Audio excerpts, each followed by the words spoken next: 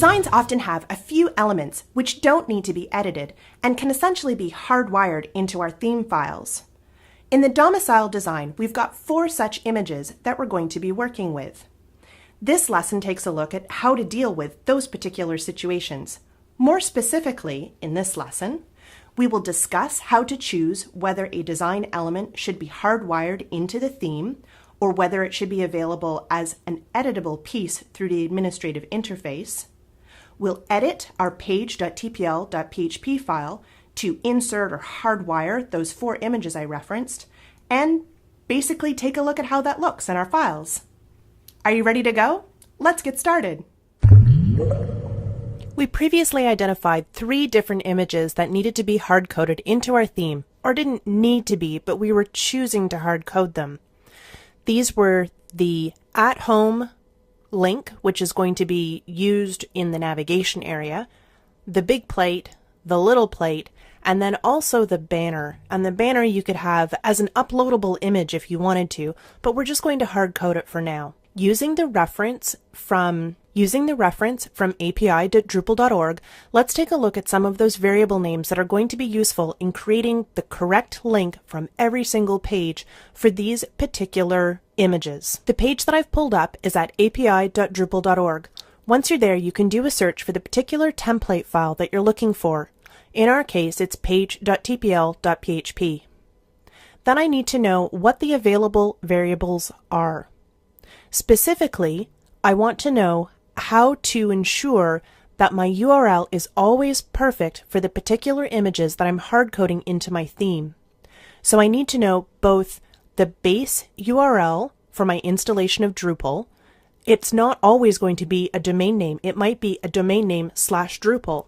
This particular variable is going to ensure that it gives me the root directory for my installation of Drupal. The next one that I need to know about is where the particular theme is installed. In this case, I'm going to use the directory variable.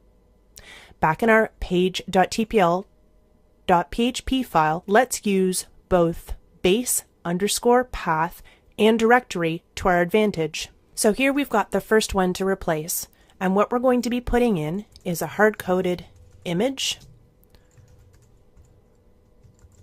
There's not any text in here, so I'm going to leave the alt blank. There's nothing to be read out. And the source is where we need to put in those variables.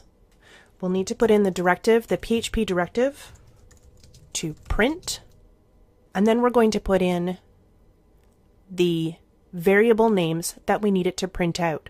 The first one is base_path. The next one was directory. And then we need to include the actual file name.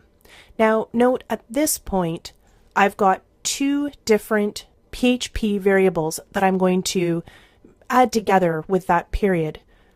The default that was provided for base_path was a /, so I don't need anything in between. But I do need to remember to close that PHP statement with a semicolon, and then the question mark and the angle bracket again. Now I need to put in the rest of the path according to my theme, which in our case is going to be /images and then banner.jpg. We can copy and paste this structure and use it for the other images in our site. The first one down here, we had sort of a space holder, or a placeholder rather. So I'm going to replace that image tag with what we've got for banner, except this is going to be at home. And then we need to replace big plate and small plate. We need to make sure these file names are actually right. At this point, those images are still stored in the design asset folder. I need to get them into our theme. In our design asset, we've got at home, big plate, little plate, and the domicile banner. So let's copy those files and move them over into our theme, into the directory images, and paste them in. The only one that I've got wrong is the name of the banner. domicile-banner instead of just banner.jpg. Doesn't matter which one I change, but they've got to match up. So @-home, big-plate, domicile-banner, and little-plate. At the top here,